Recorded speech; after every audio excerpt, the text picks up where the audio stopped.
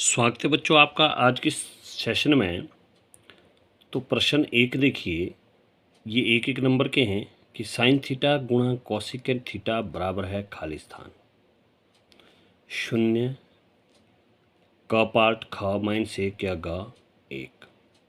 तो देखिए मैंने पहले भी कहा है साइन का कोसिकेंट के साथ रिलेशन, कॉस का सीकेंट के साथ और टेंजेंट का कोटेंजेंट के साथ होता है। तो ये सिंपल सा होगा। देखिए इसका आंसर जो होगा वो होगा ग। कैसे होगा वो मैं आपको बताऊंगा। ग जो होगा वो होगा आपके इसका कितना होगा एक। कैसे देखिए साइन थीटे का तो हो गया साइन थीटा और गुणा का गुणा कोसिकेंट थीटा जो होता है वो होता है 1/साइन थीटा। तो देखिए साइन से साइन थीटा आपका कट जाएगा, हमारे पास क्या बच जाएगा एक। तो ये आपका आंसर होगा। ओके, तो अब दूसरा ऑप्शन देखिए, इसका दूसरा क्या कह रहा है। देखिए ये कह रहा है कि प्रथम 6 सम संख्याओं का माध्य क्या है। पहली 6 सम संख्याओं का माध्य। देखिए प्रश्न मिलते जुलते वैसे ही हैं जैसे मैंने सेट 1 और सेट 2 में आपको करवाए हुए हैं, तो वैसे ही प्रश्न है लेकिन पूछा कुछ अलग जैसे ढंग से। देखिए प्रथम 6 सम संख्याओं का माध्य क्या है।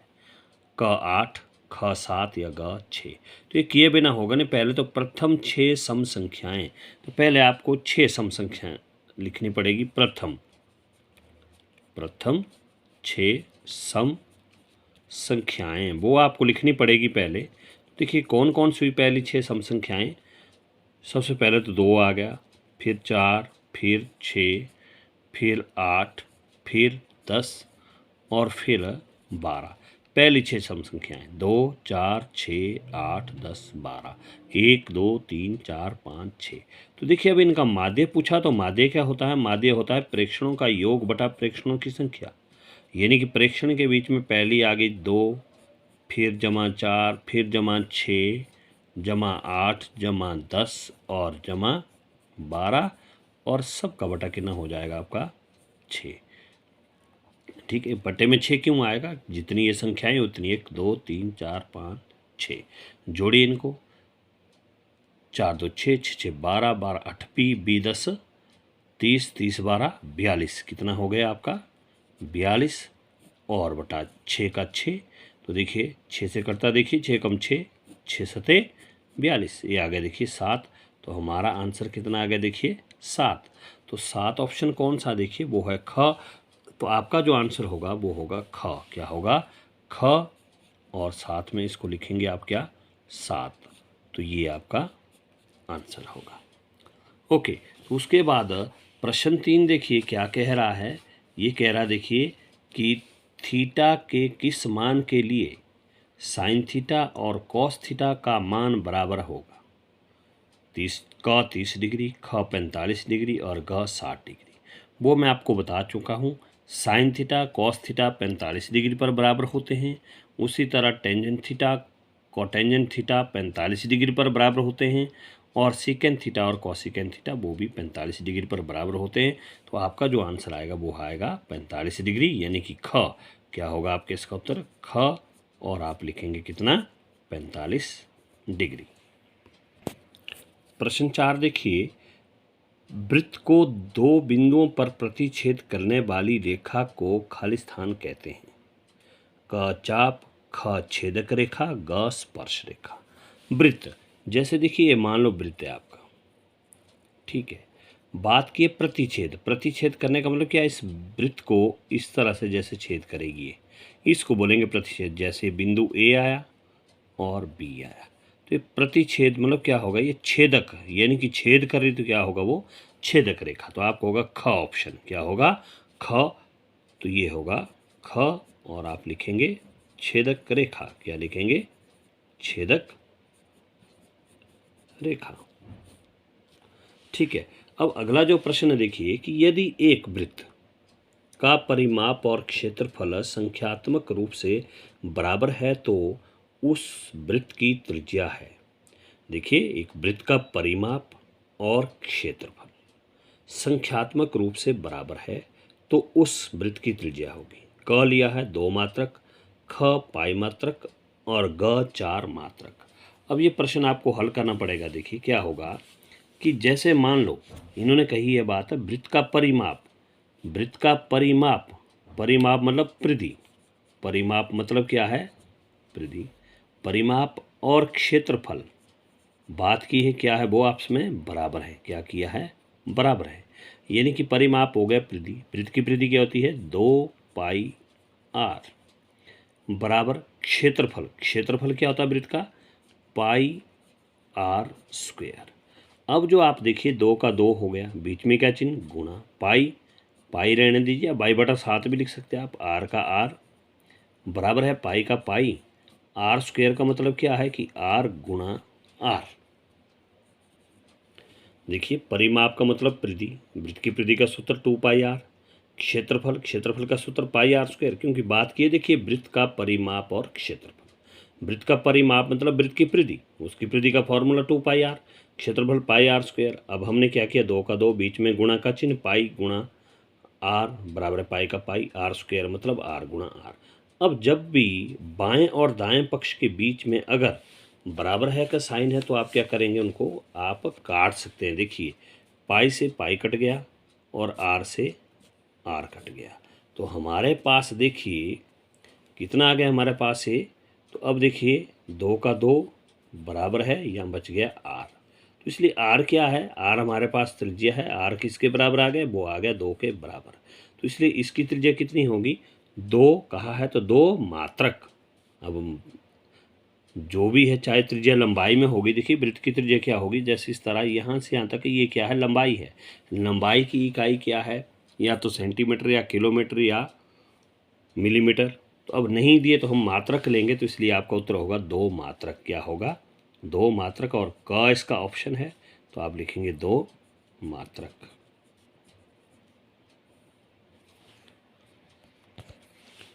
प्रश्न 6 देखिए, वर्गीकृत आंकड़ों में उनके मध्य आंकड़ों के मान को उसका खाली स्थान कहते हैं। वर्गीकृत आंकड़े, देखिए वर्गीकृत आंकड़े होते हैं देखो इस तरह से, जैसे 0 से 10 और 10 से 20, 20 से 30, 30 से 40, 40 से 50, इस तरह से आपके वर्गीकृत आंकड़े कहते हैं मैंने।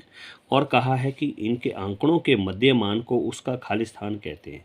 क्या कहते हैं उसका, क माध्य कहते हैं, या ख माध्यक, या ग बहुलक, तो कहते हैं माध्यक। क्या कहते हैं, माध्यक। ये आपने याद रखना, ये होगा ख और आप लिखेंगे क्या यहाँ पर माध्यक, क्या लिखेंगे माध्यक।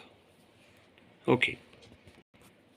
प्रश्न 7 देखिए, यदि PE बराबर है 0.05 है तो PE नॉट का मान ज्ञात कीजिए। तो देखो मैंने आपको सूत्र बताया हुआ है कि PE नॉट का सूत्र क्या होता है, वो होता है 1 - PE।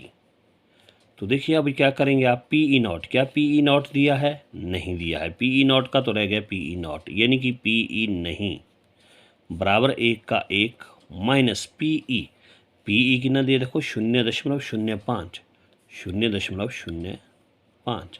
तो अब ज़रा ध्यान से देखिए, एक और इसके बीच में क्या चिन्ह है, माइनस का चिन्ह है, तो आप क्या करेंगे घटाएंगे। देखिए 1 का तो 1, क्या इसके बाद दशमलव है, नहीं है, तो क्या करेंगे आप दशमलव लगाएंगे। उसके बाद दशमलव के बाद कितने अंक है, 2 अंक है, तो आप 2 शून्य लगाएंगे। अब दशमलव के सामने दशमलव, उससे पहले शून्य है तो शून्य, इसके बाद 0.5 का 0.5। अब आप इसको घटा सकते हैं। देखिए यहाँ से गई असल 10, यहाँ से गई 10, 10 में 5 घटे 5, यहाँ रह गया 9, 9 में 0 घटे 9, और दशमलव का दशमलव, यहाँ रह गया 0 का 0। तो आपका ऑप्शन जो होगा वो होगा देखिए ग, क 0.5 है, ख 0.05 और ग कितना 0.95 जो हमारे पास आ गए, ये है देखिए ग, क्या होगा ग, और आप लिखेंगे यहाँ पर 0.95 और ये आपका आंसर होगा। अब अगला देखिए, 1/cot थीटा बराबर है खाली स्थान। 1/cot किसके बराबर होगा, कोसिकेंट थीटा या टेंजेंट थीटा या साइन थीटा। तो मैंने पहले ही कहा टेंजेंट कोटेंजेंट, इनका रिलेशन इसके साथ होता है। 1/cot जो होगा वो होगा टेंजेंट थीटा। देखिए क्या होगा इसका ऑप्शन, ख होगा, क्या होगा ख, और साथ में आपको लिखना पड़ेगा क्या, टेंजेंट थीटा। तो देखिए कैसे, 1/cot थीटा, 1/cot थीटा किसके बराबर होगा, तो देखिए ध्यान से, मैंने कहा कि किसके बराबर होता है, टेंजेंट थीटा। या दूसरे ढंग से देखना तो 1 का 1 बटा cot थीटा किसके बराबर होता है, 1 बटा टेंजेंट थीटा। देखिए हमने कुछ नहीं किया, एक का एक लगाया, कॉट थीटा किसके बराबर होता है, टेंजेंट का उल्टा, यानी कि 1 बटा टेंजेंट। अब थर्ड अपॉन जो है वो चले जाता है आपको ऊपर, देखिए चला जाएगा ऊपर, यहाँ पर टेंजेंट थीटा गुणा 1 क्या हो जाएगा, टेंजेंट थीटा गुणा 1, और हर में 1 लिखने की ज़रूरत नहीं, तो हमारे पास बच गया टेंजेंट थीटा गुणा 1 टेंजेंट थीटा। तो ये देखिए हमारे पास टेंजेंट थीटा हुआ। अब अगला देखिए, एक वृत्त की त्रिज्या 14 सेंटीमीटर है तो उसकी परिधि होगी, वृत्त की त्रिज्या कितनी है, 14 सेंटीमीटर, और उसकी परिधि होगी कितनी होगी, 144 सेंटीमीटर, या 44 सेंटीमीटर स्क्वायर, या 48 सेंटीमीटर। देखिए सेंटीमीटर स्क्वायर तो होगा नहीं, क्योंकि एक क्षेत्रफल की इकाई है, या तो होगा 144 सेंटीमीटर या होगा 88 सेंटीमीटर, वो आपको हल करना पड़ेगा। बात की है उसकी परिधि, किसकी, वृत्त की परिधि। तो देखो वृत्त की परिधि का सूत्र क्या होता है, त्रिज्या दी है तो क्या होता है 2 पाई आर, वृत्त की परिधि का सूत्र 2 पाई आर, 2 का 2 गुणा पाई की जगह 22/7 और गुणा आर, आर कितना देखिए, आर हमारे पास 14 सेंटीमीटर दिया है, तो यहाँ लिखेंगे आप 14, कितना लिखेंगे 14। अब देखिए काटे इसको देखिए, तो ये देखिए 7 एकम 7, 7 दूने 14, तो हमारे पास बच के देखो कितना 2 गुणा 22 गुणा 2, तो देखो 2 दूने कितना हो गया 4, तो 4 दूने 8, 4 दूने 8, यानी कि आ गया 88 सेंटीमीटर। तो ये होगा आपका ग, कितना होगा ग, और आप लिखेंगे यहाँ पर कितना 88 सेंटीमीटर। अब अगला प्रश्न देखिए, प्रश्न 10, शंकु के आयतन का सूत्र है। शंकु के आयतन का सूत्र क्या है, देखिए वो होता है pi r, sorry 1/3 pi r square h. शंकु का आयतन 2/3 पाई आर स्क्वायर एच, ये नहीं होगा, 1/3 पाई आर स्क्वायर एच ये शंकु का आयतन होता है। पाई आर स्क्वायर एच बेलन का आयतन होता है, तो शंकु का आयतन होता है 1/3 पाई आर स्क्वायर एच। ख होगा इसका ऑप्शन, कितना होगा ख, और साथ में लिखेंगे आप क्या कि 1/3 pi r square H. Okay, तो ये होगा इसका उत्तर। अब आगे देखिए प्रश्न 11 देखिए क्या है कि बहुलक बराबर है L जमा F1 माइनस F0 बटा 2F1 minus F0 minus F2 गुणा खाली स्थान। देखिए इस खाली स्थान की जगह क्या आएगा, N या A या G H। तो देखिए क्या होगा, इसका H होता है, यहाँ पर क्या होता है H, तो आप लिखेंगे यहाँ पर G और साथ में लिखेंगे H, क्या लिखेंगे H। बहुलक का सूत्र जो होता है वो होता है L जमा F1 माइनस F0 बटा 2F1 minus F0 minus F2 गुणा H होता है, क्या होता है H। प्रश्न 12 देखिए, टेंजेंट स्क्वायर थीटा बराबर है खाली स्थान -1, टेंजेंट स्क्वायर थीटा बराबर है खाली स्थान -1, तो ये किसके बराबर होता है, क कॉट स्क्वायर थीटा, या ख सीकेंड स्क्वायर थीटा, या ग कॉस स्क्वायर थीटा। तो ये जो होता है ये होता है secant square theta -1। Tangent square theta किसके बराबर होता है, सीकेंड स्क्वायर थीटा -1, तो खाली स्थान की जगह आएगा सीकेंड स्क्वायर थीटा। तो ये 12वें का जो उत्तर होगा वो होगा ख, और साथ में लिखेंगे आप क्या कि सीकेंड स्क्वायर थीटा। तो क्योंकि मैंने कहा कि टेंजेंट स्क्वायर थीटा जो होता है वो होता है सीकेंड स्क्वायर थीटा -1। ओके, अगर आपने याद रखना पहले तो आप रख सकते हैं कि टेंजेंट स्क्वायर थीटा जो होता है वो दैट इज इक्वल टू वो होता है सीकेंड स्क्वायर थीटा -1। अब अगला प्रश्न 13 देखिए कि साइन ए बराबर है कॉस ए तब सत्य होता है जबकि ए बराबर है खाली स्थान।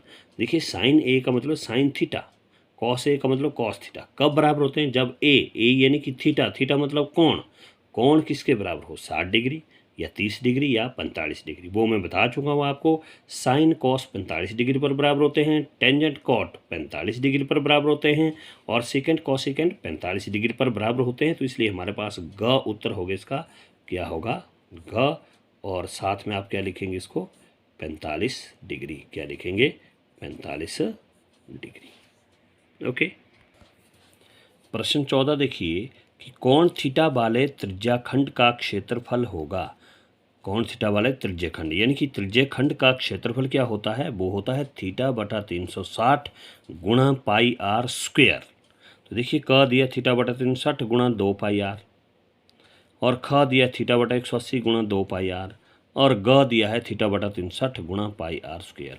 तो आपको होगा ग, क्या होगा ग, क्या होगा ग, क्योंकि त्रिज्याखंड का क्षेत्रफल जो होता है वो होता है थीटा बटा 360 डिग्री, डिग्री लिखना तो लिख सकते हैं, और गुणा पाई आर स्क्वायर, ये होता है इसका त्रिज्यखंड का क्षेत्रफल। ये जो ये चाप की लंबाई का सूत्र होता है। अगला देखिए, घन का आयतन क्या है। प्रश्न 15 देखिए, घन का आयतन क्या है, जिसकी एक भुजा 10 मीटर है। तो घन का आयतन देखो क्या होता है, घन का आयतन मैंने कहा है, क्या कहा है, घन का आयतन की भुजा की घात 3, यानी कि भुजा कितनी दी है हमारे पास, 10, कितनी दी है, 10, तो इसकी घात 3।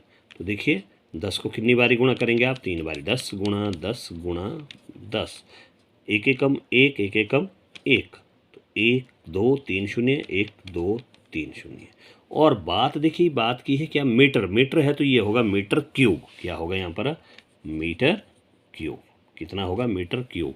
तो देखिए जहाँ पर 1000 मीटर क्यूब है वो आपका आंसर होगा। देखिए 100 मीटर क्यूब, ये तो होगा नहीं इसका आयतन, क्योंकि 3 शून्य हमारे पास आएगी, 1000 होगा। 1000 मीटर स्क्वायर ये होगा नहीं, क्योंकि एक क्षेत्रफल की इकाई है, ये होगा हमारे पास 1000 मीटर क्यूब। तो ये आएगा हमारे पास 1000 मीटर क्यूब, यानी कि घ, और साथ में होगा यहाँ पर 1000 मीटर क्यूब।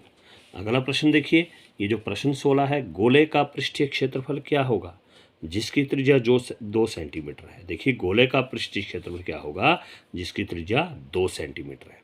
तो देखिए गोले का पृष्ठीय क्षेत्रफल का सूत्र क्या होता है, वो होता है 4 पाई आर स्क्वायर। तो देखिए सबसे पहला ऑप्शन देखिए, क 352/7 सेंटीमीटर क्यूब, ख 352/7 सेंटीमीटर स्क्वायर, और ग 352/7 सेंटीमीटर। तो अगर आंकड़ों के अनुसार यानी कि संख्या के आधार पर देखिए तो 352/7, 352/7 और 352/7 सेम है, लेकिन हमारे पास बात की है क्षेत्रफल की। क्षेत्रफल की इकाई होती है स्क्वायर, यानी कि सेंटीमीटर है तो सेंटीमीटर स्क्वायर, मीटर होता तो मीटर स्क्वायर। देखिए किस में सेंटीमीटर स्क्वायर है, वो है ख में, किस में है, ख में। तो आप सीधा सा उत्तर इसका ख लिखेंगे, क्या लिखेंगे, ख, क्योंकि सेंटीमीटर स्क्वायर है। बाकी देखिए मीटर क्यूब, सेंटीमीटर क्यूब है और मीटर, ये तो होगा नहीं हमारे पास, सेंटीमीटर क्यूब और सेंटीमीटर होगा नहीं। तो क्षेत्रफल की इकाई सेंटीमीटर स्क्वायर है, तो आपका उत्तर ये होगा। तो आप लिखेंगे यहाँ पर 352/7 और सेंटीमीटर स्क्वायर। ओके, प्रश्न 17 देखिए, वृत्त तथा उसकी स्पर्श रेखा के उभयनिष्ठ बिंदु को खालिस्तान कहते हैं। वृत्त तथा उसकी स्पर्श रेखा के उभयनिष्ठ बिंदु को खालिस्तान कहते हैं। क स्पर्श बिंदु, ख छेदक रेखा, या ग त्रिज्या। वृत्त तथा उसकी स्पर्श रेखा के उभयनिष्ठ बिंदु को, तो देखिए ध्यान से देखिए, ये जैसे मान लो वृत्त है, इसको वृत्त को सिर्फ स्पर्श कर रही है, तो यहाँ पर जो बिंदु बनेगा उसको कहते हैं स्पर्श बिंदु। क्या कहते हैं, स्पर्श बिंदु। ठीक है, तो ये छेदक रेखा नहीं होगा, ना त्रिज्या होगी, लेकिन होगा स्पर्श बिंदु। तो आप लिखेंगे क और साथ में लिखेंगे क्या, स्पर्श बिंदु। क्या कहते हैं, स्पर्श बिंदु। ये ध्यान से नोट करना आपने। देखिए क्या कहते हैं कि वृत्त तथा उसकी स्पर्श रेखा के उभयनिष्ठ बिंदु को स्पर्श बिंदु कहते हैं। अब देखिए 18 देखिए, 1 माइनस टेंजेंट स्क्वायर 45 डिग्री, 1 जमा टेंजेंट स्क्वायर 45 डिग्री। क दिया है 1/2, ख दिया है 1 और ग दिया है 0। अब बिना किए हो गए नहीं, मैं बार बार कह रहा हूँ कि प्रश्न जो आपको हल करने पड़ेंगे। देखिए 1 माइनस टेंजेंट स्क्वायर 45 डिग्री बटा 1 जमा टेंजेंट स्क्वायर 45 डिग्री। तो देखिए बराबर का बराबर, 1 का 1 माइनस टेंजेंट 45, टेंजेंट 45 होता है 1, इसका कहा है स्क्वायर, और बटा देखिए 1 का 1, फिर जमा का चिन्ह, टेंजेंट 45 वो भी होता है 1, इसका स्क्वायर। अब देखिए 1 का तो हो गया 1 माइनस 1 का स्क्वायर, 1 एकम 1 बटा 1 का 1 जमा का जमा, 1 1 का स्क्वायर कितना हो गया 1। अब आगे देखिए 1 में से 1 घटा 1 माइनस 1 0 बटा 1 जमा 1 2, 2 से 0 को भाग करेंगे तो कितना आ जाएगा आपका 0, क्योंकि नीचे वाली संख्या से ऊपर वाली संख्या को क्या करते हैं, हम भाग करते हैं, 2 0 0। तो कितना ऑप्शन आ गया इसका 0, यानी कि वो होगा आपका ग, क्या होगा ग, और साथ में लिखेंगे आप 0। ओके, प्रश्न 19 देखिए, लंबाई L, चौड़ाई B और ऊंचाई H वाले घनाभ का आयतन खालिस्तान होगा। तो देखिए घनाभ का आयतन जो होता है लंबाई गुणा चौड़ाई गुणा ऊंचाई होता है। घनाभ का आयतन होता है लंबाई गुणा चौड़ाई गुणा ऊंचाई। लंबाई देखो L दी है, चौड़ाई B दी है और ऊंचाई H दी है। तो यहाँ देखिए इन्होंने L जमा B जमा H दिया है, तो ये जमा वाला तो आपका आयतन का सूत्र नहीं होगा घनाभ का आयतन का, वो होगा L गुणा B गुणा H। तो ख देखिए इन्होंने दिया है L गुणा B गुणा H, तो आपका होगा ख, क्या होगा ख, और लिखना भी साथ में कि L गुणा B गुणा H। तो ये आपका उत्तर होगा इसका, लंबाई गुणा चौड़ाई गुणा ऊंचाई। कभी कभी इस तरह से भी पूछा जा सकता है कि इस तरह भी लिखा जा सकता है L B H। L B H का मतलब क्या है, L गुणा B गुणा H, यानी कि लंबाई गुणा चौड़ाई गुणा ऊंचाई। तो इस तरह भी हो सकता है या L गुणा B गुणा H भी हो सकता है। ये ध्यान रखना, L B H भी एक ही चीज़ है और L गुणा B गुणा H भी एक ही चीज़ है। प्रश्न 20 देखिए, वृत्त की परिधि का सूत्र है क पाई आर स्क्वेयर, ख 2 पाई आर या ग पाई आर स्क्वेयर H। तो देखिए इसका जो आंसर होगा, आंसर 20 क्या है, आंसर नंबर 20, आंसर नंबर 20, इसका जो उत्तर होगा वो होगा, देखिए वृत्त की परिधि का सूत्र है 2 पाई आर या पाई डी होता है। पाई आर स्क्वेयर इसका क्षेत्रफल का सूत्र है, 2 पाई आर जो इसका वृत्त की परिधि का सूत्र है, पाई आर स्क्वेयर H जो है बेलन का आयतन का सूत्र है। तो इसलिए वृत्त की परिधि का जो सूत्र होता है वो होता है 2 पाई आर। तो आपका होगा ख ऑप्शन, क्या होगा ख, और साथ में लिखेंगे 2 पाई आर। तो इस तरह से आपने इन प्रश्नों को करना है, बार बार करना है, वीडियो को भी ध्यान से देखना और नोट भी करना है ध्यान से। Okay, thank you.